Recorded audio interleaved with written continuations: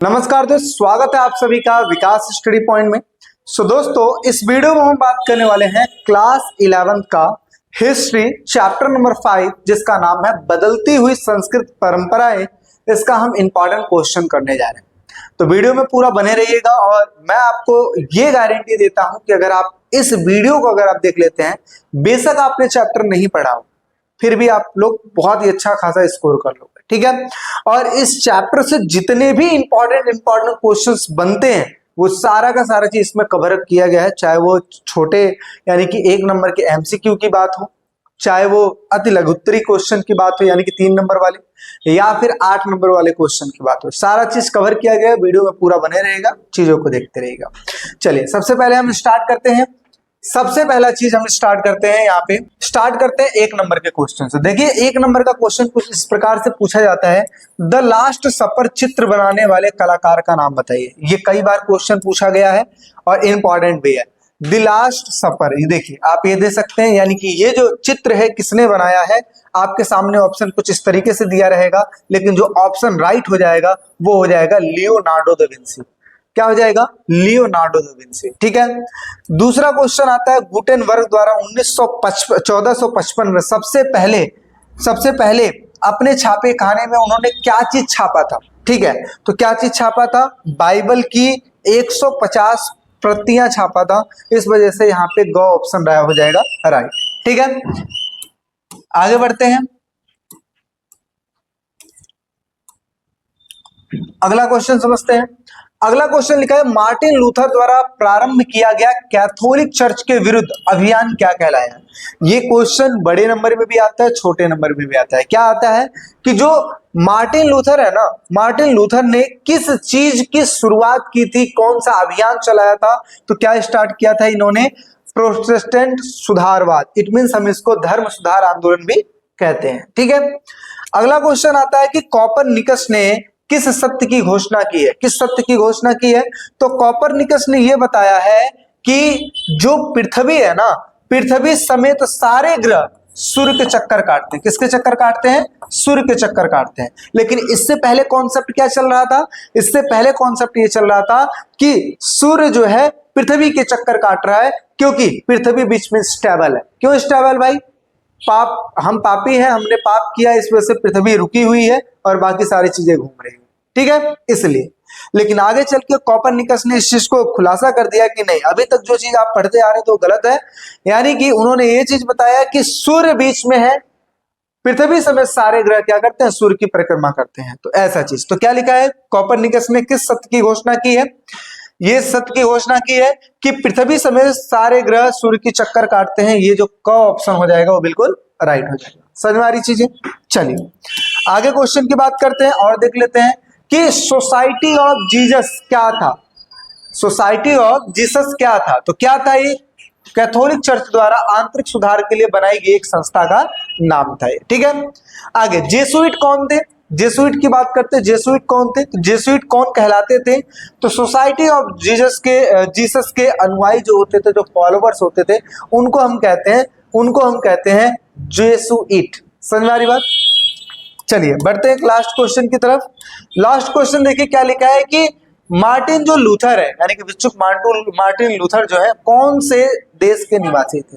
तो ये होमवर्क आप लोग के लिए है, ठीक है, कि इन चारों में से क्या ऑप्शन राइट होगा। आप कमेंट सेक्शन में कमेंट करके बता सकते हैं। आपको ज्यादा नहीं, ऐसे लिखना है 7 का या तो नाम लिख देना जो भी लिखना है, या फिर अपना ए क ख ग या ABCD ऐसे करके भी आप आंसर दे सकते हैं, ठीक है। तो चलिए, इस तरीके से जो इंपॉर्टेंट MCQ थे वो हमने करा दिए। अब यहाँ पे एक चीज और बता दूं, यहाँ पे एक चीज मैं और बता दूं, अगर आप चाहते हैं नोट्स लेना, ठीक है, तो नोट्स लेने के लिए आपको सिंपल सा क्या करना है, 7011912793 पे मैसेज करना है, ठीक है। यहां से आपको नोट्स मिल जाएंगे, ठीक है।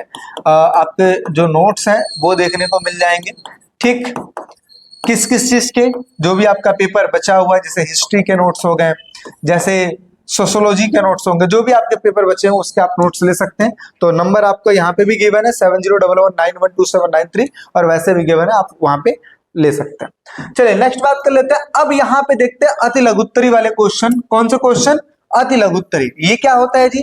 अति लघुत्तरी वैसे क्वेश्चन होते हैं जिनका जो हमें आंसर है ना शॉर्ट में देना होता है। इट मीन्स ये ऐसे क्वेश्चन होते हैं जो कि 2 नंबर 3 नंबर में आते हैं, तो ऐसे क्वेश्चन को अति लघुत्तरी कहा जाता है और 1 नंबर के लिए भी इंपॉर्टेंट है। ठीक है, तो देखिए भाई क्या लिखा है कि सबसे पहला है रेनेसा व्यक्ति शब्द का प्रयोग किसके लिए किया गया है? यथार्थवाद शब्द से क्या अभिप्राय है? दीपाइटा नामक कृति किसने कहा लिखी है और कहाँ है? ठीक है, न्यू टेस्टामेंट क्या है? फेदेले ने मार्सिया इसाबेले द इस्ती का वर्णन किस रूप में किया है? सोसाइटी ऑफ जीसस की स्थापना कब और क्यों हुई थी? इसके पीछे क्या उद्देश्य थे? इस तरीके के क्वेश्चन आते हैं अति लघुत्तरी में। चलिए एक एक करके हम सारी चीजों को कर लेते हैं और बाकी देखिए भाई वीडियो अच्छी लग रही हो तो वीडियो को लाइक जरूर कीजिएगा। चलिए बात करते हैं पहले क्वेश्चन की। क्या लिखा है? रेनेसा व्यक्ति शब्द का प्रयोग किसके लिए किया गया था? भाई देखिए रेनेसा व्यक्ति को ना हम पुनर्जागरण पुरुष भी कहते हैं। क्या कहते हैं? पुनर्जागरण पुरुष। चाहे उसको रेनेसा व्यक्ति बोल लो, चाहे उसको पुनर्जागरण पुरुष बोल लो। ऐसे व्यक्ति जिनके अंदर बहुत ही ज्यादा कौशल हो। कौशल समझते हो? जैसे एक व्यक्ति जो मल्टीपल काम कर ले, उसका वो अच्छा स्विमिंग भी कर ले, अच्छा क्रिकेटर भी है, अच्छा इंटेलिजेंट पढ़ने वाला भी है, या इस तरीके की चीजें। यानी कि एक व्यक्ति के अंदर जब सारी कौशल होती हैं तो उसी को हम कहते हैं रेनेसा व्यक्ति। क्या कहते हैं? रेनेसा। या बोल दो मल्टी टैलेंटेड। क्या बोलोगे? Multi talented. देखिए क्या लिखा है? रेनेसा व्यक्ति। पुनर्जागरण पुरुष उसे कहा जाता है जिसके अंदर कौशल हो और लोगों की हित की भावना हो। लोगों की हित की भावना का मतलब क्या है? लोगों के लिए, लोगों की भलाई के लिए कार्य करता हो, ऐसा। अगला है यथार्थवाद सबसे क्या अभिप्राय? जो कि ये भी क्वेश्चन इंपॉर्टेंट है। यथार्थवाद, तो देखिए यथार्थवाद हम किसे कहते हैं? शरीर विज्ञान, रेखा गणित, भौतिकी और सौंदर्य की उत्कृष्ट भावना ने इतावली कला को एक नया रूप दे दिया। यानी कि ये सारी चीजें, चाहे वो शरीर विज्ञान की बात हो, चाहे रेखा गणित की बात हो, ठीक है, चाहे वो भौतिकी तथा सौंदर्य उत्कृष्ट यानी कि बनावट की बात हो, ठीक है, ये सारी की सारी चीज जो इटली को एक नया रूप दे दिया और इसे बाद में क्या कहा गया? यथार्थवाद कहा गया। ठीक है, यथार्थवाद कहा गया। यथार्थवाद की यह परंपरा 19वीं शताब्दी तक चलती रही। कब तक चलती रही? 19वीं शताब्दी। तो हमें क्या समझ में आया? यथार्थवाद हम किसे कहते हैं? शरीर विज्ञान, रेखा गणित, भौतिकी तथा सौंदर्य की उत्कृष्ट भावना जो है इतावली को एक नया रूप दे दी, जिसको आगे चल के हमने यथार्थवाद का नाम दिया है। चलिए अगला क्वेश्चन क्या लिखा है? दीपाइटा नामक कृति किसने और कहां बनाई? दीपाइटा नामक कृति किसने और कहां बनाई?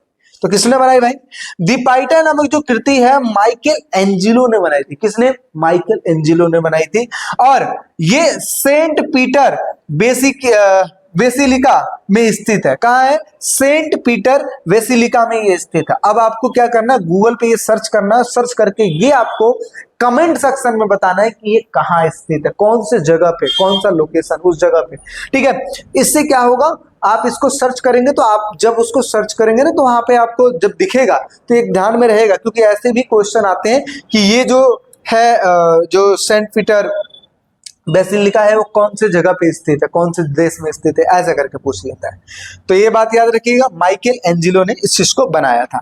ठीक है, तो इस तरीके से हमने 3 क्वेश्चन कर लिया। रेनेसा व्यक्ति हमने कर लिया, यथार्थवाद हमने कर लिया और साथ ही साथ दीपाइटा नामक कृति वाला भी हमने समझ लिया कि किसने बनाई है और कहां पे है ये।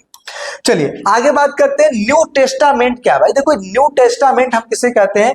ये ईसा मसीह के जीवन चरित्र के बारे में, उनके धर्मोपदेश के बारे में और प्रारंभिक अनुयायियों का इसमें उल्लेख दिया गया है और इसी को हम कहते हैं न्यू टेस्टामेंट। यानी कि न्यू टेस्टामेंट वह खंड है जिसमें ये सारी की सारी दी गई है, जिसमें ईसा मसीह के जीवन चरित्र के बारे में, उनके धर्मोपदेश के बारे में, जो प्रारंभिक अनुयायी थे उन सभी चीज के बारे में दिया गया है।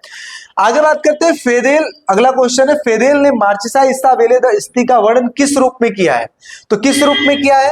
तो सबसे पहले इन्होंने देखिए क्या लिखा है, 1474 से लेकर 1539 में इसका वर्णन दिया गया है। ये एक प्रकार की प्रभावशाली महिला थी, ठीक है, और इन्होंने क्या किया था? अपनी पति की अनुपस्थिति में पूरे राज्य को चलाया था। यानी कि इनकी महानता क्या है कि इन्होंने अपनी पति की गैर मौजूदगी में, इट मीन्स अनुपस्थिति में, पूरे राज्य का संचालन किया था। ठीक है, पूरे राज्य पर शासन किया था और बखूबी उस चीज को निभाया था और इसी वजह से इनको जाना जाता है। देखिए उस समय जब पुरुष प्रधान चीजें चल रही थी, और पुरुष प्रधान मतलब पुरुष लोग राज करते थे, ऐसे समय में ऐसी ऐसी महिलाओं का उभरना अपने आप में एक बहुत बड़ी बात थी। ठीक है, इसी वजह से इनको इस प्रकार से जाना जाता है। तो फेदेले ने मार्चिसा इसाबेले द स्त्री को किस रूप में वर्णन किया है? एक ऐसी लेडीज बताया है जिन्होंने अपने पति की अनुपस्थिति में पूरे राज्य को बखूबी ढंग से चलाया, इस प्रकार की लेडीज थी। अच्छा, सोसाइटी ऑफ जीसस की स्थापना कब और क्यों हुई थी, इसके क्या उद्देश्य है? तो सोसाइटी ऑफ जीसस की स्थापना अगर मैं बात करूं तो ईसाई धर्म में वाद विवाद के पश्चात इन्होंने क्या किया, प्रोटेस्टेंट लोगों से संघर्ष करने के लिए पादरी जो है एक चीज बनाया था जिनका पादरी इग्रेसियास लोएला, ठीक है, इग्रेसियास लोएला ने 1540 में स्पेन में सोसाइटी ऑफ जीसस की स्थापना की गई थी। कब किया इन्होंने? 1540 में किया था। और किसकी स्थापना की गई थी? सोसाइटी ऑफ जीसस की स्थापना की थी। और किसने किया था? पादरी एग्रेसियास लोएला ने। ठीक है, इन्होंने इनके अनुयायी जेसुइट कहलाए थे। और यही क्वेश्चन देखो शॉर्ट में भी आया है। ठीक है, एक एक नंबर के क्वेश्चन जब मैं करवा रहा था उसमें देखो यही आया था ना कि जेसुइट कौन थे। ऐसा इनका उद्देश्य निर्धनों की सेवा करना और दूसरी संस्कृतियों के बारे में अपने ज्ञान को व्यापक बनाना क्या है। ठीक है, तो इनका मानना यह था कि ये निर्धनों की सेवा करेंगे। ठीक है, और साथ ही साथ जो दूसरी संस्कृतियां हैं, दूसरी संस्कृतियों के बारे में अपने ज्ञान को व्यापक बनाएंगे, यानी कि अपना ओपन माइंड रखेंगे ताकि सारे संस्कृतियों के बारे में समझ पाए। तो हमने क्या क्या कवर किया? न्यू टेस्टामेंट जो कि हमने समझा, जिसमें ईसा मसीह के बारे में लिखा गया है। दूसरा मार्चिसा इसाबेले द स्त्री के बारे में हमने पढ़ा, जो कि अपने पति की गैर मौजूदगी में अनुपस्थिति में राज्य को चलाया। तीसरा सोसाइटी ऑफ जीसस की हमने बात की, जिसकी स्थापना एग्रेसियास लोएला ने 1540 में किया था। ठीक है, और इन सब चीज के बारे में हमने पढ़ लिया। चलिए अब बात करते हैं यहाँ पे बड़े क्वेश्चन। हम देखो छोटे क्वेश्चंस यहीं पे हो जाते हैं समाप्त। अब हम बात करने जा रहे हैं बड़े क्वेश्चन की। तो देखिए बड़े क्वेश्चनों की जब हम बात करते हैं